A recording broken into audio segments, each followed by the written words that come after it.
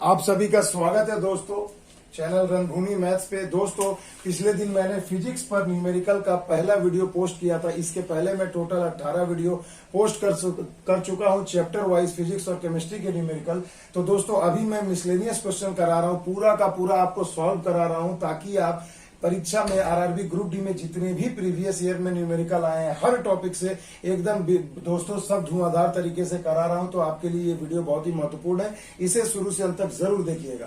देखिए दोस्तों question number 1 में कहा गया है कि एक 40 न्यूटन भार वाली लड़की, यानी एक लड़की का भार आपको दे दिया गया है 40 न्यूटन और लड़की 160 वाट की शक्ति से शक्ति दे दिया है 160 वाट और कहा जा रहा है वो 20 सेकंड तक यदि रस्सी को पर चढ़ती है तो वह कितनी ऊंचाई तक पहुंच पाएगी। तो अब मेरे बच्चों आपको करना क्या, ध्यान देने वाली बात यह है कि अब वो कितनी ऊंचाई तक पहुंचेगी। तो पहले देखो आपको पावर दिया है, यहाँ W यानी कि आपको वेट दे दिया गया है और समय दिया। तो मेरे भाई सिंपल सी एक चीज याद रखना, आपका भार भी तो एक प्रकार का बल ही है। अब देखिए दोस्तों हम क्या करेंगे, P = W/T यानी शक्ति बराबर कार्य बटे समय, यही तो होता है, कार्य करने की दर को हम शक्ति कहते हैं। तो देखिए यहाँ पर अगर हम फॉर्मूला बैठाते हैं तो देखो ये m हो जाएगा 40, g का मान आपको पता है 10 होगा और यहाँ पर h आपको पता नहीं है, यानी w बराबर, देखो मैं साइड में लिख दे रहा हूँ, w बराबर mgh होता है ना भैया, ये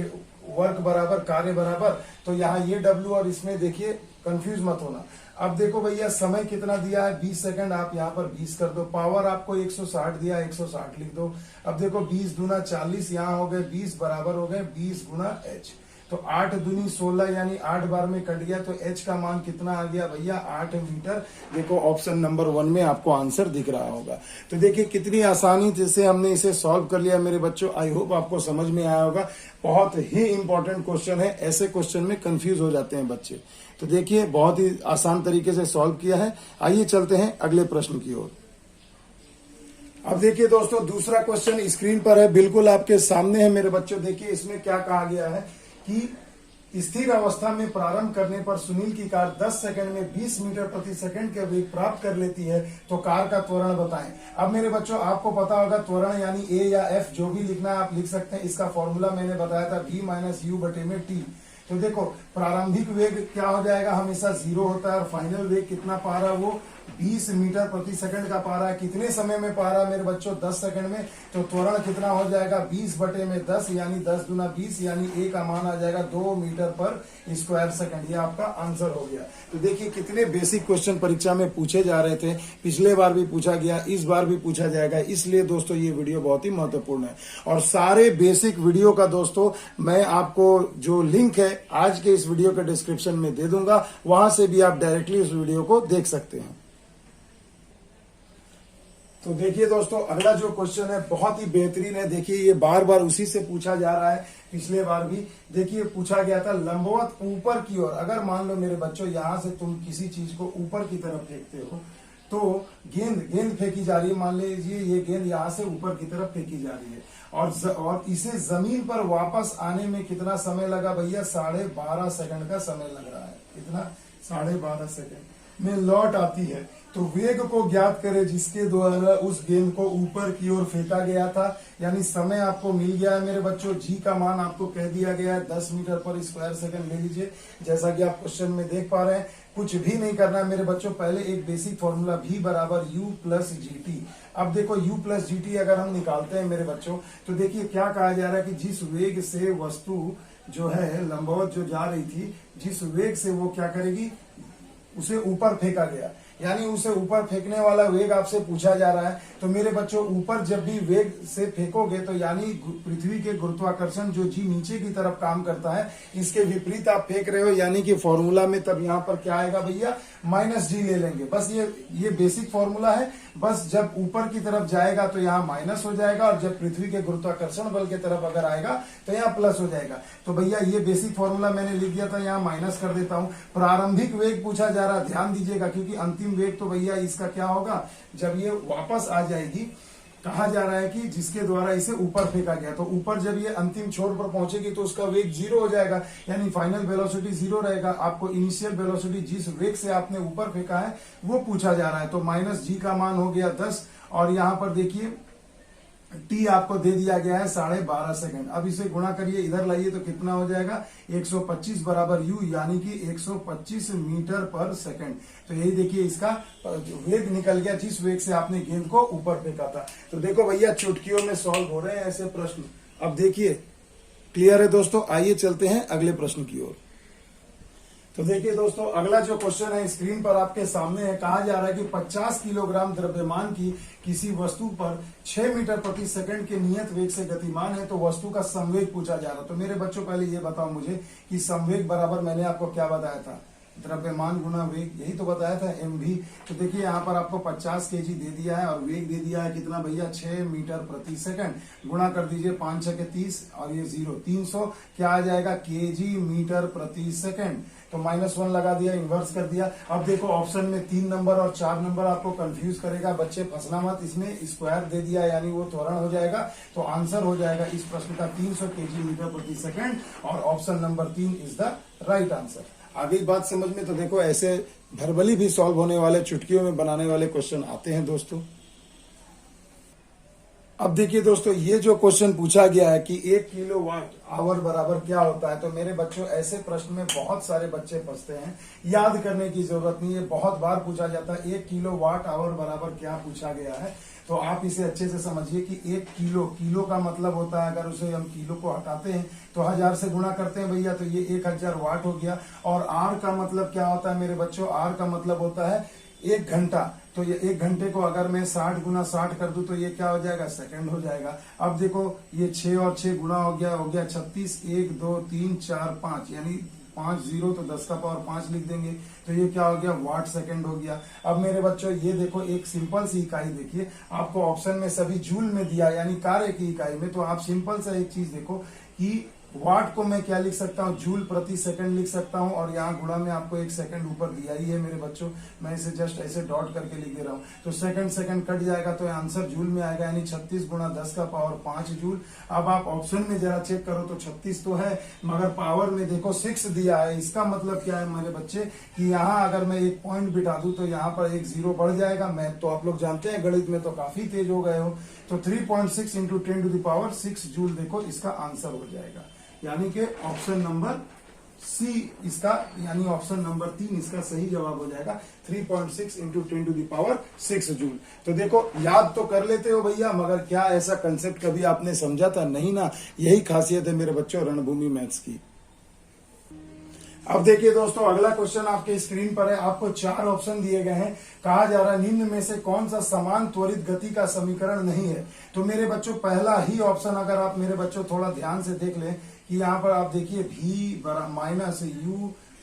v माइनस यू बराबर a प्लस टी जो आपको दिया गया, ये किस चीज का इक्वेशन है? तो अगर मैं इसे थोड़ा सॉल्व करूं तो ये u इधर जाएगा तो प्लस में a प्लस टी होगा। ऐसा मैंने कोई इक्वेशन आपको नहीं सिखाया है, ये ऐसे होता v बराबर u प्लस ए टी होता। मगर देखो ये ऑप्शन नंबर 1 ही गलत जवाब है, ये ऐसा कोई भी ऑप्शन नहीं होगा। बाकी सभी समान गति और त्वरण वाले इक्वेशन है। तो भैया ऑप्शन नंबर ए इसका सही जवाब हो जाएगा। अगला क्वेश्चन देखिए दोस्तों स्क्रीन पर आपके सामने, कहा जा रहा है यदि बल F और त्वरण A दिया हुआ है तो वस्तु का द्रव्यमान M ज्ञात करें। तो बेसिक क्वेश्चन था दोस्तों। तो देखिए बल की परिभाषा आप जानते हैं, द्रव्यमान गुणा त्वरण होता है। तो आपसे द्रव्यमान का मान पूछा जा रहा है, तो F इधर है, A को नीचे ला दो भैया, A हो गया, नीचे में M हो गया। तो देखिए द्रव्यमान निकल गया, यानी M बराबर हो जाएगा F बटे में A, यानी option number 2 is the right answer. तो ऐसे भी लॉलीपॉप क्वेश्चन परीक्षा में देखने को मिलते हैं बच्चों, बस कंसेप्ट अच्छा रखो तो गलती कभी नहीं होगी। अगला क्वेश्चन देखिए दोस्तों, बेहतरीन क्वेश्चन दिया है, बहुत ही बेसिक है। कहा जा रहा है 5 किलो वाट आवर बराबर कितना वाट, आपको ये ब्लैंक भरना है। तो अब आप ये सोचो भैया 5 तो 5 है, किलो को हटाओगे तो 1000 करोगे और ये वाट हो गया। तो आंसर कितना हो जाएगा मेरे बच्चों 5000 वाट, यानी कि ऑप्शन नंबर 4 इसका सही जवाब हो जाएगा 5000 वाट। तो ऐसे बेसिक क्वेश्चन भी आते हैं, मैं आपको प्रैक्टिस करा दे रहा हूं दोस्तों कि परीक्षा में किसी प्रकार की कसर ना रहे, कंफ्यूजन ना रहे। देखिए दोस्तों अगला क्वेश्चन फिर से एक बार, अभी मैं बिल्कुल आज कल का वीडियो और जो आज जो वीडियो होगा पोस्ट, ये दोनों भैया मोशन से रिलेटेड था और थोड़ा उसमें वर्क पावर एनर्जी भी है, मिक्स करा रहा हूं दोस्तों। तो देखिए ऐसा क्वेश्चन अक्सर आपको देखने को मिलेगा। ये भी देखिए आरआरबी ग्रुप डी में ही पूछा गया था। देखिए कहा गया एक कार पर्वतीय मार्ग से गिरकर 0.8 सेकंड में भूमि पर आ जाती है, यानी आपको समय दे दिया है कि वो कार गिरकर कितने सेकंड में जमीन पर आ गई, 0.8 सेकंड में नीचे की ओर गिर रही है। बस यही तो डायरेक्शन याद रखना, तो बस कोई फॉर्मूला याद नहीं रखना। V बराबर U प्लस GT होता है मेरे बच्चों। G का प्लस होगा जब आप जमीन की तरफ गिरोगे। और देखिए कहा जा रहा है कि यहाँ पर आपको G का मान दे दिया है 10 मीटर पर स्क्वायर सेकंड लेना है। तो कहा जा रहा है जिस गति से कार जमीन पर टकराएगी उस गति को बताओ। तो भैया जब भी कोई वस्तु नीचे की ओर गिरती है ना तो प्रारंभिक वेग 0 होता है। तो आपसे यानी अंतिम वेग पूछा गया है, तो यानी V का मान निकालना, U 0 है, G का मान आपको 10 दिया गया और समय लग रहा है 0.8 सेकंड। बस सिंपल इसे गुणा कर दीजिए तो हो जाएगा 8 मीटर पर सेकंड। यानी वो जो कार पहाड़ से जो नीचे की तरफ गिर रही है वो किस वेग से गिरेगी भैया, 8 मीटर प्रति सेकंड की गति से गिरेगी। आ गई बात समझ में बच्चों? देखिए काफी अच्छा सवाल था क्वेश्चन नंबर, और इसका आंसर हो जाएगा ऑप्शन नंबर 4। देखिए दोस्तों अगला क्वेश्चन फिर से गन पर आधारित है, बहुत ही बेहतरीन क्वेश्चन है। गन एंड बुलेट पर मैं पिछले वीडियो में भी बता चुका हूं और इस पर फुल डिटेल में वीडियो दोस्तों यूट्यूब पे पोस्ट कर चुका हूं, तो मेरे प्लेलिस्ट में जाकर जरूर देख लेना। देखिए क्वेश्चन क्या कह रहा है कि एक बंदूक से 12 ग्राम द्रव्यमान की गोली दागी जाती है, यानी गन का यानी स्मॉल m कितना हो जाएगा, 12 ग्राम दागी जाती है, और इसे बैरल से बाहर निकलने में कितना समय लग रहा है, 0.006 सेकंड का समय लग रहा है। और अगर उसका वेग 300 मीटर प्रति सेकंड है तो बंदूक द्वारा बुलेट पर आरोपित बल क्या है? तो बंदूक द्वारा बुलेट पर आरोपित बल यानी बल आपसे पूछा जा रहा है, F आपसे पूछा जा रहा है। तो आप पहले ये बताओ मेरे बच्चों, यहाँ आपको त्वरण पता करना होगा कि नहीं। तो देखिए जब गोली जब स्टार्टिंग पोजीशन में निकलेगी तो उसका वेग तो 0 होगा और अंतिम वेग कह रहा है कि 300 मीटर पर सेकंड होगा। तो क्या मैं यहाँ से त्वरण निकाल सकता हूँ V माइनस U बटे में T करके? बिल्कुल निकाल सकता हूँ। तो देखो गोली का वेग हो गया अंतिम 300 और प्रारंभिक होगा 0 और बटे में 0.006 कर दो। अब देखो ये क्या हो जाएगा, A का मान 300 बट्टा में, और ये देखो 3 0 ऊपर अगर मैं कर दूं तो नीचे 6 बच जाएगा, तो 6 पंचे 30, यानी इसका त्वरण हो जाएगा 1 2 3 4 यानी 50,000 मीटर प्रति स्क्वायर सेकंड। तो देखिए त्वरण जैसे ही आपको मिल गया मेरे बच्चों, तो बल पूछा जा रहा है। तो बल बोलो भैया, बंदूक गोली पर लगाए तो उतना ही तो फोर्स से वो गोली से बंदूक पर लगाती है बल, यानी न्यूटन का तीसरा नियम। तो अब देखो भैया F बराबर आपको निकालना है, तो आपको पता होना चाहिए F बराबर M गुणा A होता है। M आपको दे दिया गया है, यहाँ द्रव्यमान 12 ग्राम दिया है और यहाँ पर आपको 50,000 दे दिया गया है। क्या आ गया, हमने निकाल लिया क्या, ये त्वरण है, तो ये मीटर पर स्क्वायर सेकंड होगा मेरे बच्चों। तो अब मेरे बच्चों जरा ध्यान दीजिएगा आप एक चीज, तो अब आप थोड़ा ध्यान दीजिएगा मेरे बच्चों कि देखो ये ग्राम है, ये मीटर पर सेकंड है, ये SI इकाई है, ये CGS है, नहीं चलेगा।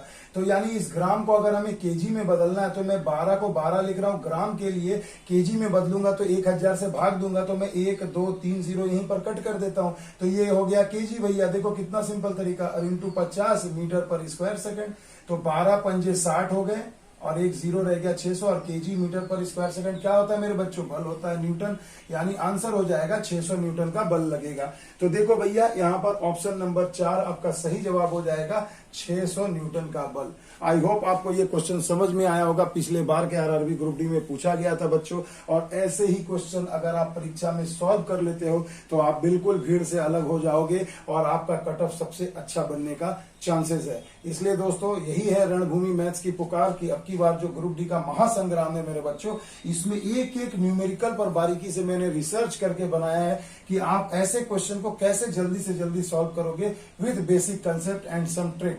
ठीक है दोस्तों, तो देखिए आई होप आपको मजा आएगा दोस्तों इस क्वेश्चन को समझकर।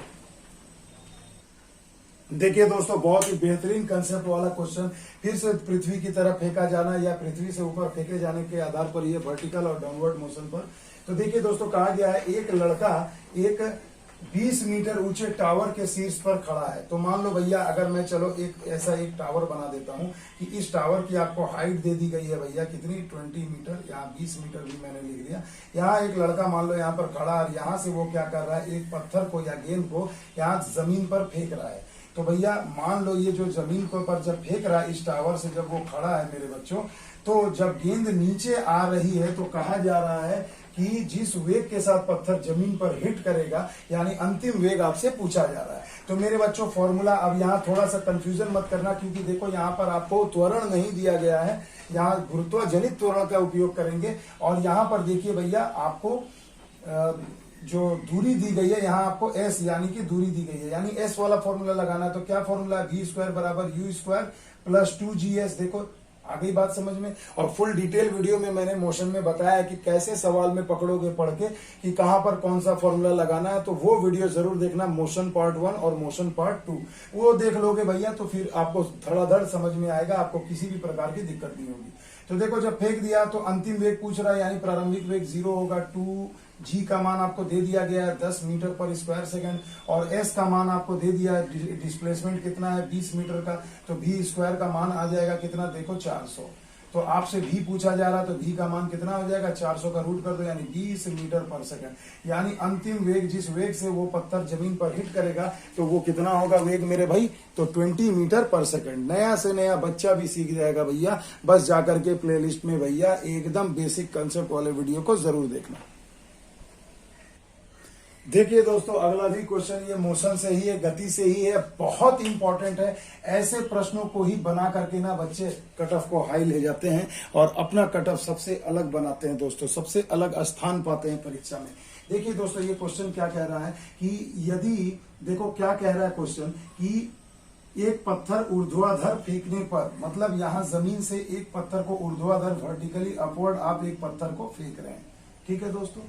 तो यदि t सेकंड में s मीटर ऊंचाई तक जाता है, मान लो ये डिस्टेंस तब कितना दे दिया गया भैया, ये मान लो यहां से फेंका, यहां से फेंका यहां तक गया, तो ये जो डिस्टेंस होगा ये कितना है मेरे बच्चों, s मीटर जाता है। समय आपको दे दिया है t सेकंड में जा रहा है अगर ये डिस्टेंस, तो आपसे पूछा जा रहा है कि अब देखो 2 सेकंड के बाद उसका वेग क्या होगा। तो भैया देखो अब s आपको एक इक्वेशन के रूप में दिया है, इसे समझना बहुत जरूरी है। देखो कहा गया s equal to 80t minus 16t square. अब आप इसमें करोगे क्या मेरे बच्चों, ये जो इक्वेशन आपको दे दिया गया है ना, तो इसी इक्वेशन में t बराबर 2 सेकंड आप बिठा दो तो आपको ये डिस्टेंस पता चल जाएगा। तो s बराबर कितना हो जाएगा, 80 इंटू 2 माइनस 16 गुणे t बराबर 2 और 2 का स्क्वायर। तो देखो ये हो गया 160 माइनस 16 चौके 64, घटा दो भैया 96 आ जाएंगे, यानी s बराबर 96 मीटर। यानी ये जो डिस्टेंस 2 सेकंड में वो ट्रेवल करेगा वो कितना करेगा, 96 मीटर करेगा। अब मेरे भाई जरा सा एक चीज देखो कि v बराबर आपको पता है u प्लस 80 होता है। तो v बराबर जब u फेंक दिया गया है तो यहाँ पर देखिए प्रारंभिक वेग तो 0 होगा, a आपको पता नहीं है और t आपको दिया गया 2 सेकंड। तो यहाँ से एक इक्वेशन निकला कि a बराबर क्या हो जाएगा, v बट्टा में 2 बराबर a। तो देखो ये एक टर्म हमें निकल गया कि जो त्वरण होगा वो अंतिम वेग का क्या होगा, आधा होगा। अब क्लियर है दोस्तों। तो देखो a का मान निकाला। अब हमने यहाँ क्यों निकाला इसे समझो कि देखो भैया जब आपको फॉर्मूला पता है v स्क्वायर बराबर u स्क्वायर प्लस 2gs, यही तो फॉर्मूला लगाते हैं ना, क्योंकि मुझे s दिया है, g हमें पता है 10 होता है, प्रारंभिक वेग हमारा 0 है ये भी हमें पता है, और अंतिम वेग हमसे पूछा जा रहा। तो यही तो v निकालना है ना कि 2 सेकंड के बाद वो किस गति से जाएगा, 2 सेकंड के बाद उसका वेग क्या होगा उस गेंद का। तो ऐसे प्रश्न बहुत पूछे जाएंगे कि 2 सेकंड के बाद वेग क्या होगा, 5 सेकंड के बाद वेग क्या होगा। अगर ऐसा इक्वेशन दे तो जो सेकंड दिया है उसे पुट करके s का मान निकाल लो, जैसा यहाँ हमने निकाला।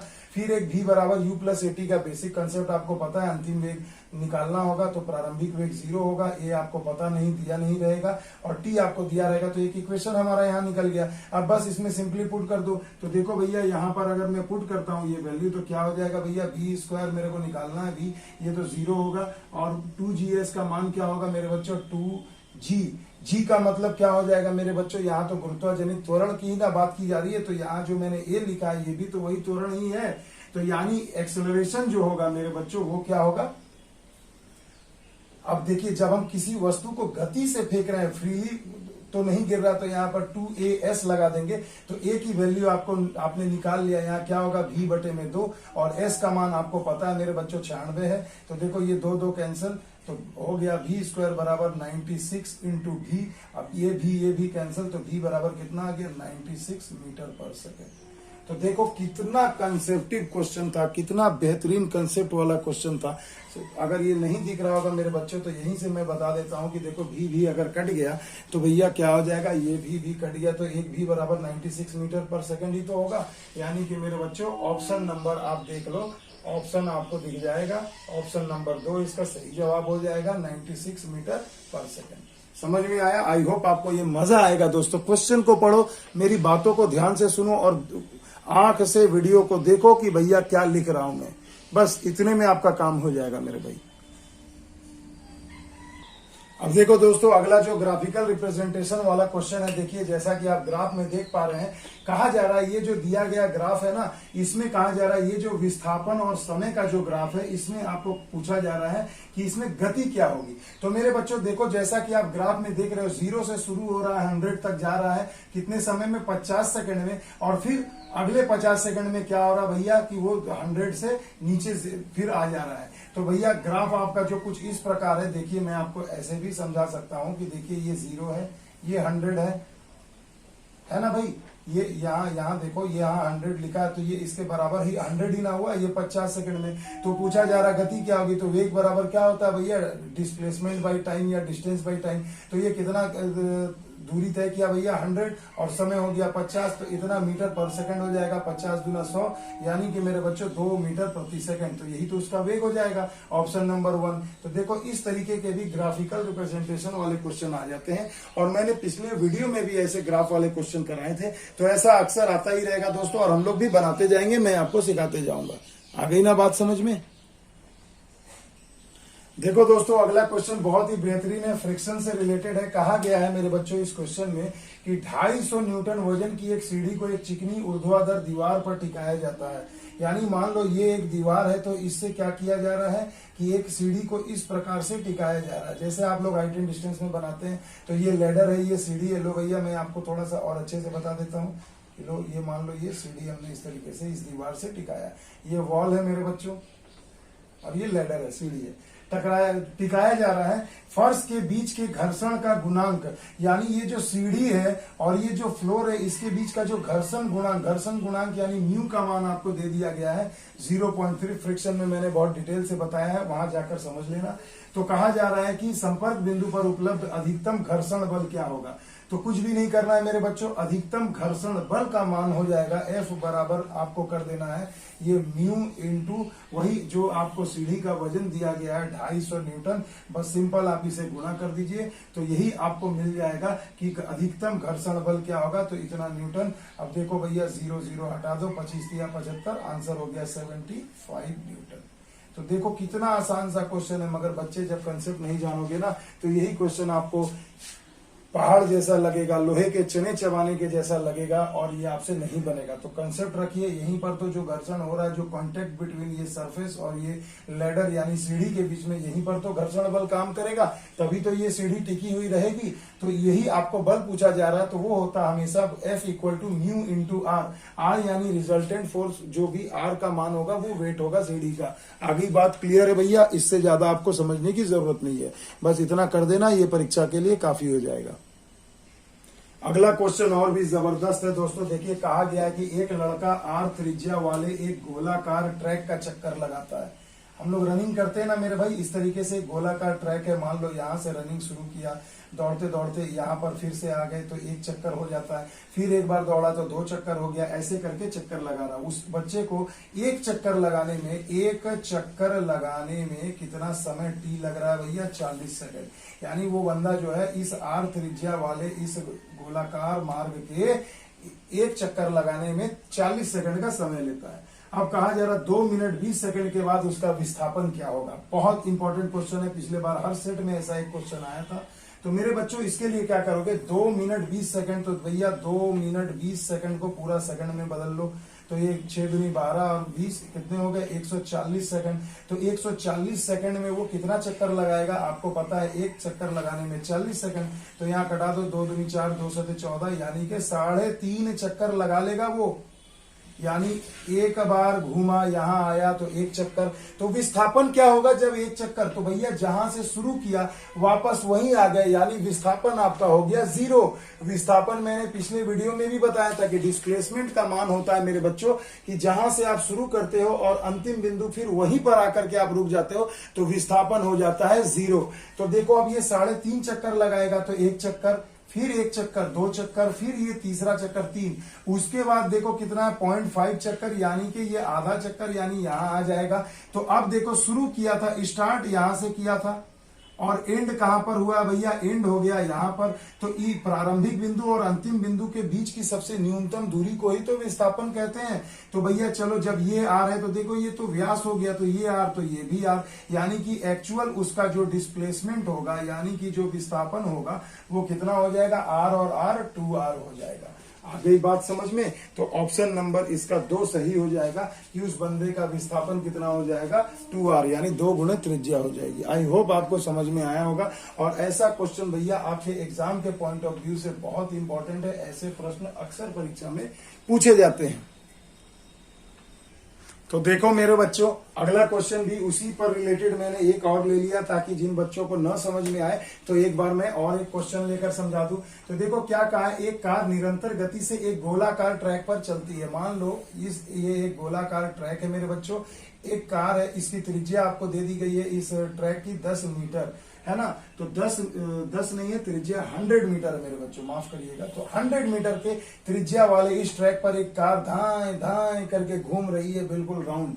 तो कहा जा रहा है कि एक चक्कर को लगाने में उसे कितना समय लगता है, 62.8 सेकंड का समय लगता है। तो कहा जा रहा है कि उस कार की औसत गति क्या होगी। तो मेरे बच्चों याद रखना, गति निकालने के लिए आपको क्या चाहिए, दूरी बटा समय, डिस्टेंस बाय टाइम, यही तो चाहिए।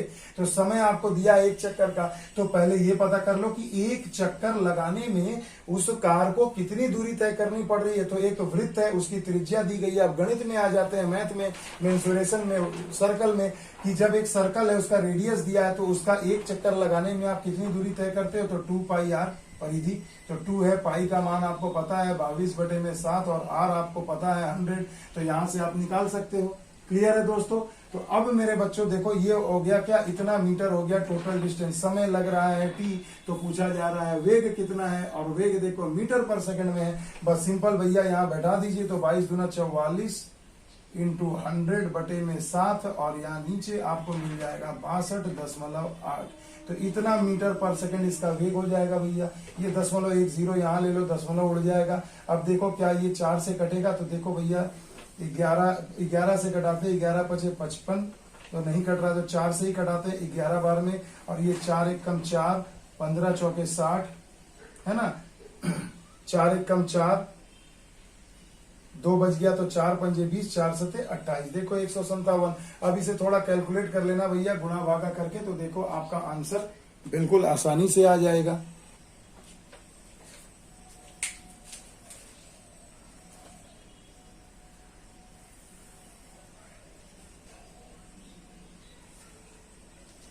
और पिछले बार के आरआरबी ग्रुप डी में भैया हर सेट में एक क्वेश्चन इस पर आधारित मिला था, और जिन बच्चों ने बनाया था उन बच्चों को बहुत ही लाभ हुआ। तो देखिए क्या है इस क्वेश्चन को बनाने का तरीका।